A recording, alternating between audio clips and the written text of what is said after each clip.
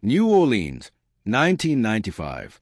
The Big Easy pulsed with life, its streets alive with jazz music, laughter, and the vibrant energy of a city steeped in history. But beneath the surface, danger lurked in the shadows.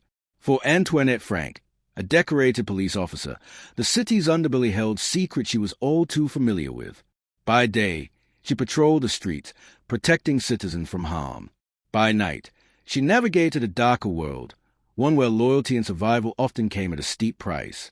Antoinette had grown up in the Ninth Ward, a neighborhood marked by poverty and crime. Her journey to becoming a police officer had been fraught with challenges, but she had risen above them, earning respect and admiration from her peers. However, beneath her badge and uniform lay a life filled with tension and betrayal. Antoinette was deeply involved with a local gang, a connection that would eventually seal her fate. On the night of the robbery, Antoinette's life spiraled out of control. She had been approached by her gang leader, a man named Quigg, who needed her help in executing a daring heist. The target was Dan Tana's, a popular Vietnamese restaurant in the French Quarter. The plan was simple: rob the restaurant, steal its cash, and disappear into the night. Antoinette, desperate for money and loyalty to her gang, agreed. Quigg provided her with a gun and a detailed plan.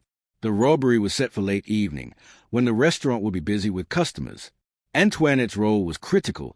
She would serve as lookout and ensure the operation ran smoothly.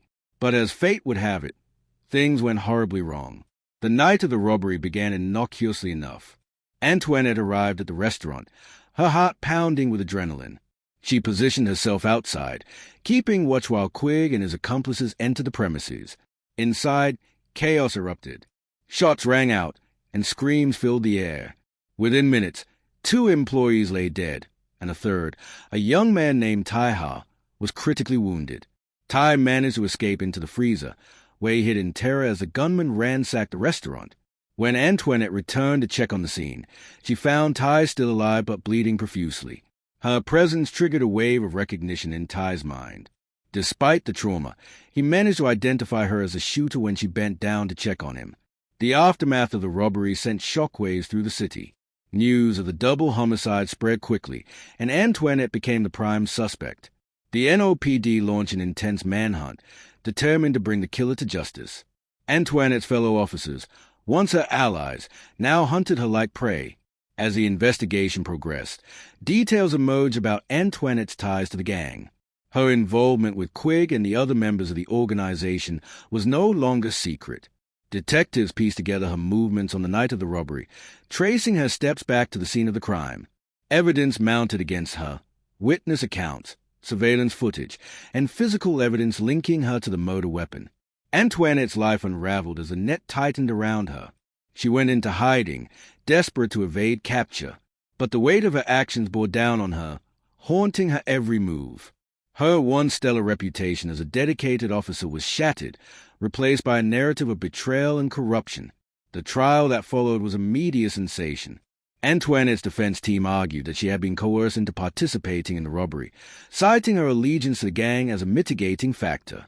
But the prosecution presented a compelling case, showcasing Antoinette's active role in the heist and her subsequent actions to conceal her involvement. In 1996, Antoinette Frank was convicted of 2 counts of first-degree murder and sentenced to death. The verdict brought a measure of closure to the families of the victims, but the scars of her actions ran deep. Antoinette became a symbol of the dangers of crossing the line between duty and corruption. The conviction of Antoinette Frank brought a semblance of justice to the families of the victims, but the case refused to fade into obscurity. As the dust settled, whispers began circulating about the possibility of a conspiracy. Antoinette's defense team had argued passionately that she had been coerced into participating in the robbery, citing her allegiance to the gang as a mitigating factor. But the prosecution had countered with a mountain of evidence, painting a picture of a calculated betrayal. The investigators delving into the case uncovered a web of deceit that stretched far beyond Antoinette's involvement. They focused their efforts on her ties to the local gang, tracing her connections to its leader, Quigg. What they uncovered sent chills down their spines. Quigg had been grooming Antoinette for months, offering her financial incentives to eliminate Tai, a key witness in a previous gang-related trial. Quigg's motivation was clear. Tai had been set to testify against several high-ranking members of the gang, including Quigg himself. Eliminating Ty would not only silence him, but also send a message to others who might consider betraying the organization. Antoinette, desperate for money and entangled in the gang's web, had been the perfect pawn. The investigators pieced together the sequence of events leading up to the robbery. They discovered that Quigg had orchestrated the entire operation, providing Antoinette with the tools and instructions necessary to execute the plan. Surveillance footage showed Antoinette meeting with Quigg several times in the weeks leading up to the crime, their interactions marked by urgency and secrecy. Quigg had been meticulous in his planning, ensuring that Antoinette's role would be critical to the success of the operation. He had provided her with a detailed blueprint of the restaurant, including its layout, security measures, and staffing schedules. Antoinette had executed the plan flawlessly, serving as lookout while her accomplices carried out the robbery. As the investigators dug deeper, they uncovered a shocking detail. Antoinette had not acted alone. Her accomplices, two members of a gang named Li and Jimmy Lam, had been equally culpable in the crime. Ray and Jimmy had been present at the restaurant, executing the robbery while Antoinette maintained the lookout. Their roles had been integral to the success of the operation, and their involvement was undeniable. The investigators interviewed Ray and Jimmy separately, presenting them with overwhelming evidence of their complicity. Both men confessed to their roles in the crime, detailing their involvement in the planning and execution stages. They described Antoinette's central position in the operation, confirming her status as a shooter. The evidence mounted against Antoinette, Ray, and Jimmy, but the investigators faced a daunting task. Convincing a jury of their complicity required proof beyond reasonable doubt. They needed more than circumstantial evidence. They needed a smoking gun. The breakthrough came when they located a key witness, a former employee of the restaurant who had overheard incriminating conversations between Antoinette and Quigg. The witness agreed to testify, but only if granted immunity from prosecution. The investigators secured the deal, and the witness took the stand during the trial. Their testimony was damning, providing a first-hand account of the conspiracy and Antoinette's pivotal role in the heist. As the trial neared its conclusion, public opinion swayed between outrage and sympathy. Many viewed Antoinette as a monster, incapable of love or remorse. Others speculated about mental health issues or external pressures that might have pushed her over the edge. Antoinette's family attended every court session, their grief palpable as they listened to the harrowing details of her final moments. The defense team fought back fiercely, attempting to discredit the witnesses and cast doubt on the evidence. But the tide had turned against them. The prosecution presented a compelling case, weaving together financial records, email exchanges, and witness testimony to paint a picture of a calculated conspiracy. In 1997, Antoinette Frank, Ray Lee, and Jimmy Lam were convicted of multiple counts of first-degree murder and sentenced to death. The verdict brought a measure of closure to the families of the victims, but the scars of their loss ran deep. Tai Ha's family, in particular, expressed relief that justice had been served, though they acknowledged that nothing could bring their loved one back. The case against Antoinette, Ray, and Jimmy was closed, but the investigators knew that their work was far from over. As they reviewed the evidence, they noticed inconsistencies in the testimonies of the accomplices.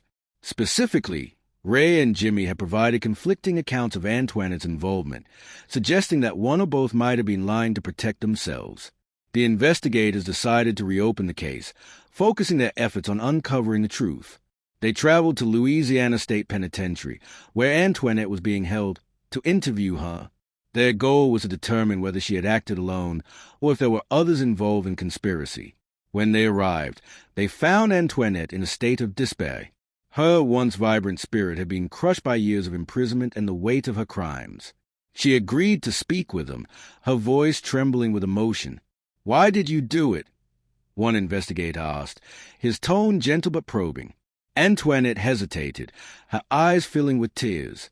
"I didn't have a choice," she whispered. "Quigg threatened me. He said he'd kill my family if I didn't help." The investigators sat in a small conference room at the Louisiana State Penitentiary, their faces etched with determination. Antoinette Frank, seated across from them, had agreed to speak candidly about the events leading up to the tragic night. Her voice trembled as she recounted the details of her involvement, her words laced with regret and sorrow. Antoinette explained that she had been deeply entangled with the gang, a relationship that had begun years earlier. Quigg, The gang leader had promised her protection and financial stability in exchange for her loyalty. Over time, their bond had grown, but so had the demands placed on her. When Quigg approached her with a plan to eliminate Taiha, Antoinette had been torn between her duty as an officer and her loyalty to the gang. Quigg had been relentless in his persuasion, threatening Antoinette's family as she refused to cooperate. Desperate and overwhelmed, Antoinette had succumbed to his pressure, agreeing to participate in the robbery. She had believed that her role would be limited to serving as lookout, unaware of the deadly consequences that would unfold. The investigators pressed Antoinette further, asking about her accomplices. She admitted that Li and Jimmy Lam had been present at the restaurant, executing the robbery while she maintained the lookout.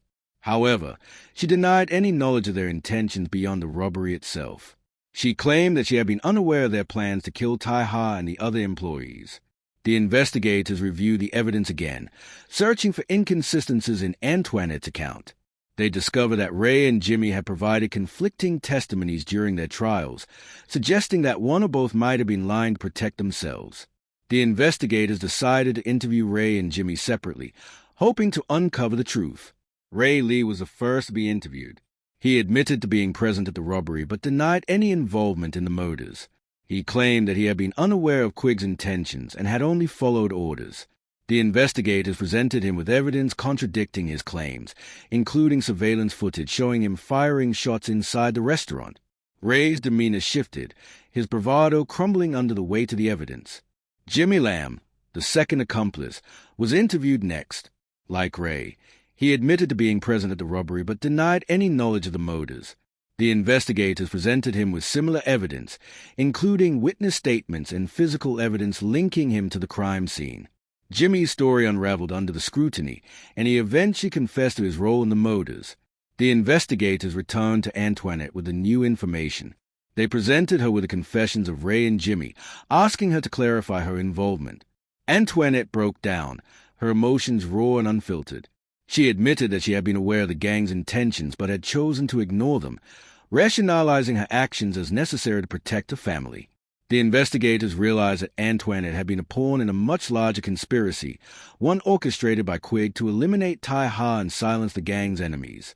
Quigg had used her loyalty and desperation to his advantage, ensuring that she would carry out the plan without hesitation.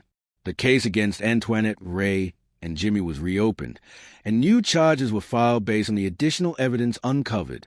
The trio was retried, and this time, the prosecution presented a comprehensive case that left no room for doubt.